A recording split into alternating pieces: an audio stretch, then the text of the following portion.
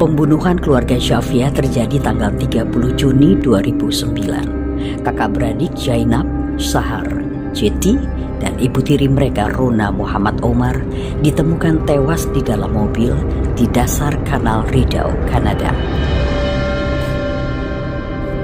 Dan tanggal 23 Juli 2009, Muhammad, Toba Yahya, dan Hamid Syafia yang adalah ayah, ibu, dan saudara lelaki kandung dari wanita-wanita yang ditemukan tewas itu ditangkap dengan dakwaan pembunuhan tingkat pertama dan konspirasi untuk melakukan kejahatan. Apa sebenarnya yang telah terjadi? Bagaimana mereka ini begitu tega menghabisi darah daging mereka sendiri? Halo, jumpa lagi dengan Grace Toruan. Di channel ini Anda akan ikuti kisah-kisah kejahatan yang nyata, bukan fiksi. Kisah keluarga Syafia ini adalah kisah tentang kerinduan para wanita untuk mendapatkan kebebasan, freedom, dan kisah tentang kehormatan keluarga. Sekarang saya ajak Anda melihat lebih jauh kehidupan keluarga Syafia dan apa sebenarnya yang sudah terjadi dengan keluarga ini.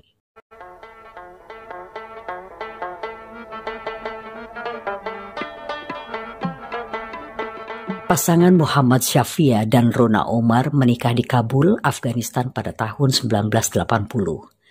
Setelah 9 tahun menikah, mereka nggak juga dikaruniakan anak. Tim medis menyatakan kalau Rona tidak bisa memberikan anak. Sesuai dengan adat dan budaya Afghanistan, Rona menyuruh suaminya untuk mencari istri yang bisa memberikannya anak.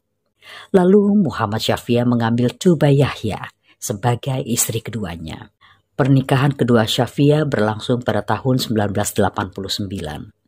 Rona, istri pertama, tampak bahagia pada pernikahan kedua suaminya itu.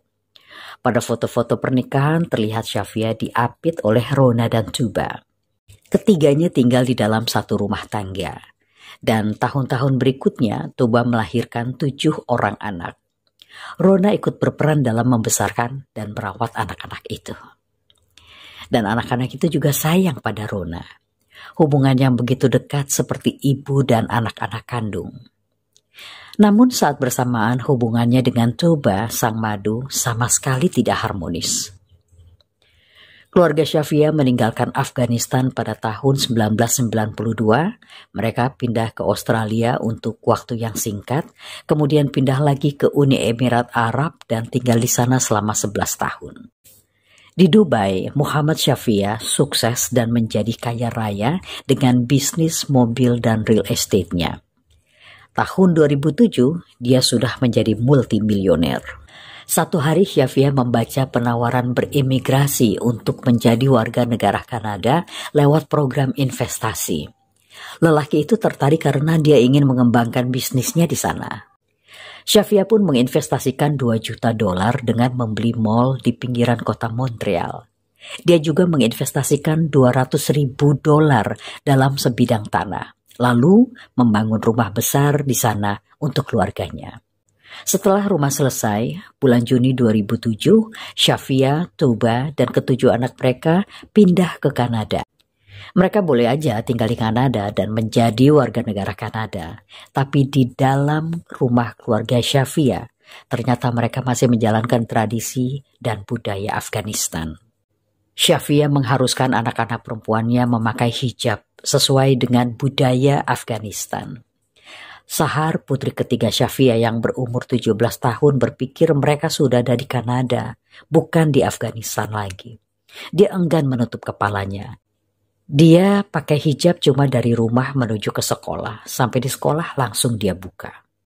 Latifi dari paman Toba yang sudah puluhan tahun menjadi warga negara Kanada menasihati Syafia dan Toba untuk lebih fleksibel lagi hidup di Kanada. Kanada bukan Afghanistan, katanya. Biarkan keluargamu beradaptasi di tempat yang baru. Muhammad Syafia gak mau dengar. Latif kasihan pada anak-anak Toba, keponakannya. Mereka tidak akan pernah mendapatkan kesempatan menjadi diri sendiri. Syafia mengontrol semuanya. 5 bulan setelah pindah, Syafia mensponsori Rona, istri pertamanya, yang waktu itu masih di Dubai. Dalam dokumen imigrasi tertulis kalau Rona adalah sepupu yang akan menjadi pengasuh dan ART di rumahnya. Shafia menuliskan sepupu karena hukum Kanada tidak memperbolehkan adanya poligami. Urusan sponsor beres. Pada bulan November 2007, Rona tiba di Montreal. Rona begitu bergembira bertemu dengan ketujuh anak-anak tirinya kembali. Selain itu, Rona berpikir hidupnya akan lebih baik di Kanada, yang adalah negara barat yang menjunjung tinggi kebebasan dan hak asasi manusia. Yang terjadi justru sebaliknya, Rona hidup bagai di penjara. Dia benar-benar dijadikan pelayan atau ART. Sementara Tuba menjadi nyonya besar, perintah sana, perintah sini. Dan Rona gak diizinkan keluar rumah tanpa ada pendamping. Biasanya Zainab, anak tertua Shafia, yang mendampingi Rona. Rona pernah berkata kepada Tuba, "Aku masih menjadi istri Shafia." "Oh, jangan mimpi, kamu tidak lagi menjadi istri suamiku. Kamu pelayan di sini." Dan Muhammad Shafia selalu membela Tuba. Bahkan keduanya sering main tangan terhadap Rona. Melihat Rona dipukuli, anak-anak Shafia yang kecil-kecil berteriak kepada ayahnya untuk berhenti memukuli Rona. Rona menderita kekerasan fisik, mental, dan verbal. Mereka menahan paspor Rona agar wanita itu tidak bisa kabur. Rona pun dilarang memakai telepon di rumah. Dia cuma dikasih uang $50 per bulan, dan uang yang sangat sedikit itu dibelikan kartu telepon untuk sembunyi-sembunyi menelpon Fahima Forgets, sepupunya yang tinggal di US. Rona curhat tentang penderitaannya. Fahima menyarankan agar Rona kabur saja, tapi Rona terlalu takut. Karena Shafia pernah mengancamnya jika Rona kabur atau mengadu kepada polisi, polisi akan memulangkannya ke Afghanistan. Rona begitu takut untuk kembali ke Afghanistan. Dan kalau ketahuan dia kabur, Shafia akan menghabisi Rona. Tidak ada jalan keluar bagi Rona, selain tinggal di rumah besar itu. Rona mulai takut akan keselamatannya. Dia menuliskan semuanya di buku hariannya dengan harapan jika terjadi sesuatu, buku itu bisa menjadi saksi. Rumah besar megah itu terasa seperti neraka, bukan saja bagi Rona, tapi juga bagi anak-anak perempuan Shafia yang mulai beranjak remaja dan dewasa. Mereka merasa sedikit lega saat Shafia pergi ke Dubai untuk urusan bisnis dalam waktu yang lama. Tapi Shafia menugaskan Hamid, anak lelakinya, memantau dan mengontrol saudara-saudara perempuannya. Yang melawan akan dihajar. Gitti, 13 tahun, gak betah dengan keadaan di rumah. Membuatnya menjadi remaja labil dan bandel. Bolos sekolah, mencuri di toko. Dia bilang pada gurunya kalau dia ingin ditaruh di rumah asuh saja. Gitti sangat dekat dengan Sahar, kakaknya. Gitti berharap jika Sahar kabur dari rumah, Sahar akan membawanya juga. Sahar, 17 tahun, malah sempat melakukan budir. Untung saja ada Rona, ibu tirinya, yang mencegah Sahar meminum segenggam obat. "Biarkan saja," kata Tuba, ibu kandung Sahar. "Biarkan dia pergi ke neraka." Sahar sering curhat kepada Natalie, kepala sekolahnya, kalau dia tertekan di rumah. Orang tuanya sangat keras dan kasar. Dia sering dipukuli. Sahar juga sering bolos sekolah karena badannya biru-biru. Kalau sudah begini, Natalie menelpon pelayanan kesejahteraan anak untuk datang ke rumah keluarga Shafia. Tapi petugas yang datang malah disemprot oleh Tuba dengan bilang anaknya sudah dewasa, bukan anak-anak lagi. Petugas pun pergi dan tidak pernah datang lagi ke rumah itu. Sahar frustrasi. Dia berharap petugas kesejahteraan anak itu bisa menolongnya keluar dari neraka. Begitu tertekannya Sahar hingga kesehatannya terganggu dan satu hari dia pingsan di sekolah, lalu dilarikan ke klinik. Natalie, sang kepala sekolah, berulang kali menelpon orang tua Sahar tapi nggak ada yang datang. Sampai akhirnya Sahar pulang sendiri walau dia belum sehat betul. Natalie kembali menelpon layanan kesejahteraan anak, tetapi mereka menolak datang dengan dalih Sahar sudah besar, bukan anak-anak lagi. Sahar hanya bisa melupakan persoalan rumah jika dia bertemu pacarnya, Ricardo Sanchez, asal Honduras. Sahar tahu kalau dia nggak boleh pacaran. Kakaknya yang dewasa aja nggak boleh, apalagi dia. Tentu saja mereka backstreet. Tapi ketahuan juga oleh Hamid.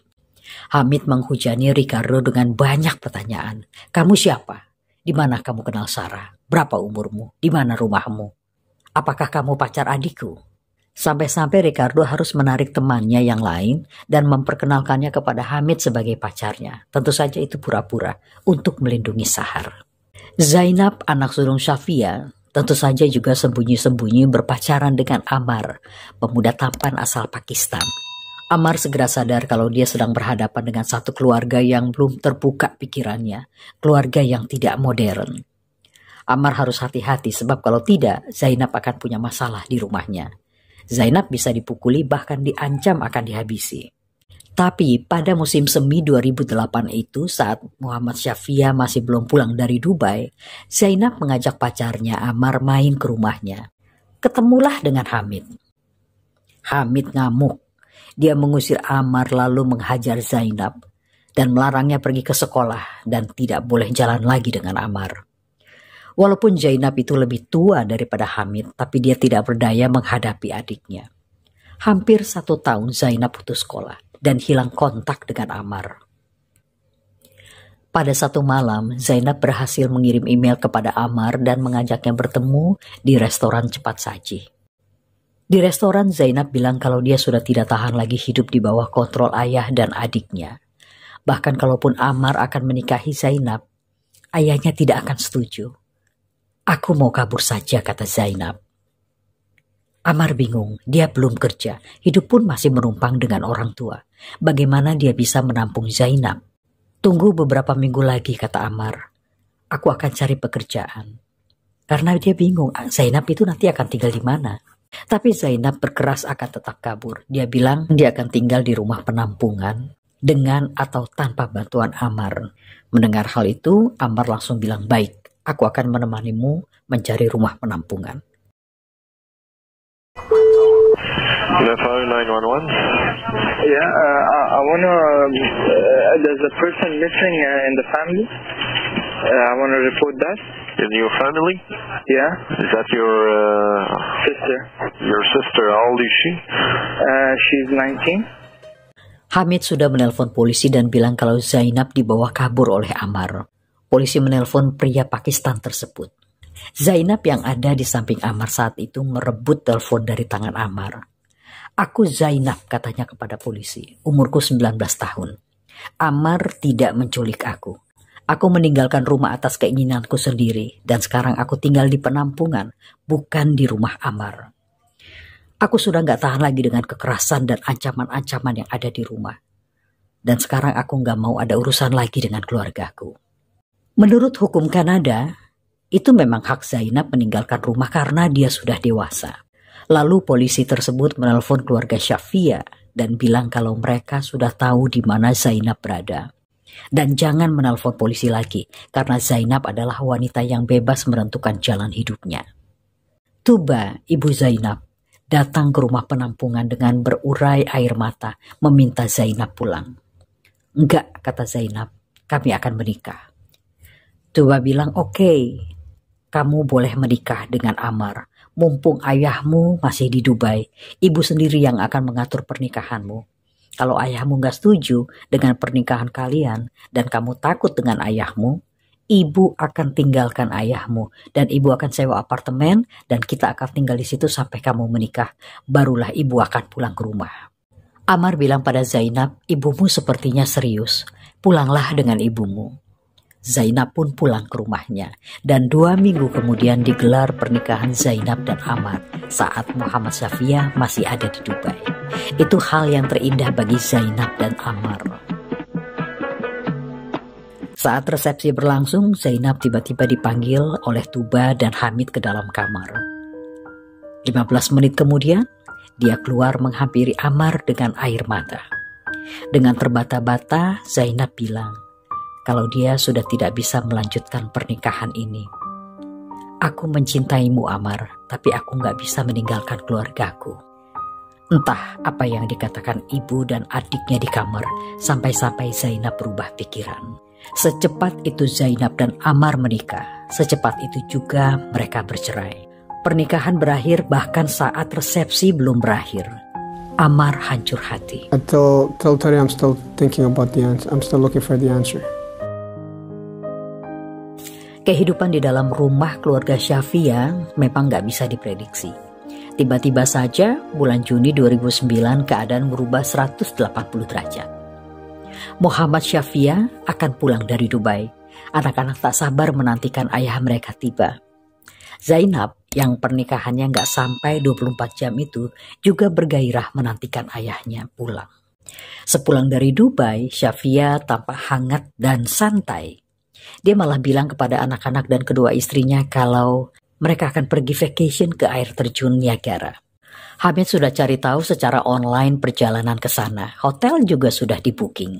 Tapi selain urusan vacation, Hamid browsing internet berjam-jam, mengecek sungai-sungai, danau-danau di area terpencil, dan semua tempat-tempat yang berair. Tanggal 20 Juni adalah pencarian mengerikannya yang terakhir. Keluarga Syafia akan pergi vacation ke air terjun Niagara. Muhammad, Hamid, dan dua adik Hamid yang masih kecil-kecil berangkat dengan mobil Lexus. Sementara yang wanita, Tuba, Rona, Zainab, Sahar, dan Getty naik mobil Nissan Sentra yang baru dibeli. Masa-masa menegangkan selama berbulan-bulan akhirnya cair dan menjadi suasana yang tenang, damai, dan menyenangkan. Momen-momen indah direkam lewat video dan foto-foto. Everybody's happy. Tapi Hamid tak terlihat di Niagara karena dia pergi ke Kingston, satu area terpencil. Namun dia kembali lagi bersama keluarganya saat check out dari hotel dan mereka dengan dua mobil melanjutkan perjalanan lagi, menembus gelapnya malam. Esok paginya, mobil Nissan Sentra ditemukan di kanal dan 4 penumpangnya sudah menjadi mayat. Polisi bingung kenapa Rona, Zainab, Zahar, dan Kitty bisa tewas tenggelam di pintu air kanal yang dalamnya cuma 2 meter itu. Lampu mobil belakang pecah, tapi mesin dalam keadaan mati. Dan kopling ada pada gigi 1. Posisi 2 kursi di depan direbahkan ke belakang. Kaca mobil tidak tertutup penuh. Dan 2 penumpang di belakang tidak pakai seatbelt, jadi sebenarnya mereka bisa keluar dari air. Pertanyaannya, apakah mereka semua yang ada di dalam itu sudah dalam keadaan mati, lalu dimasukkan ke dalam mobil? Sementara polisi menemukan anggota keluarga Syafia yang sudah menjadi mayat di Kingston, hari itu, dari rumah mereka di Montreal sekitar jam 12 siang, keluarga Syafia melapor ke polisi kalau anak-anak mereka dan Rona hilang. Mereka langsung diberitahu kalau yang mereka laporkan hilang itu sudah ditemukan dalam keadaan tewas.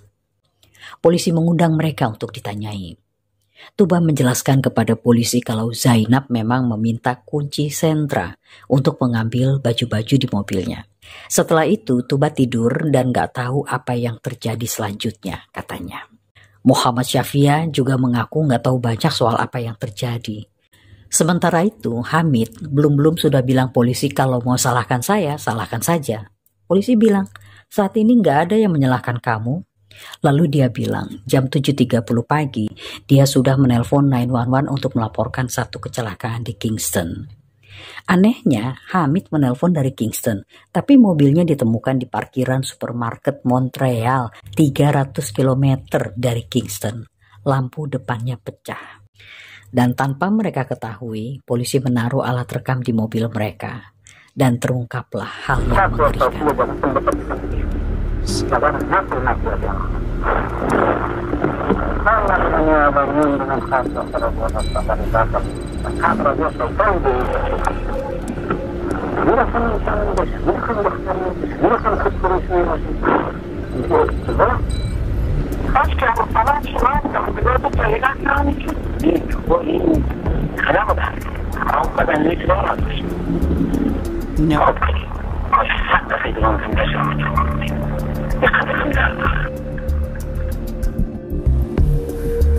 It took police only 3 weeks to crack the case.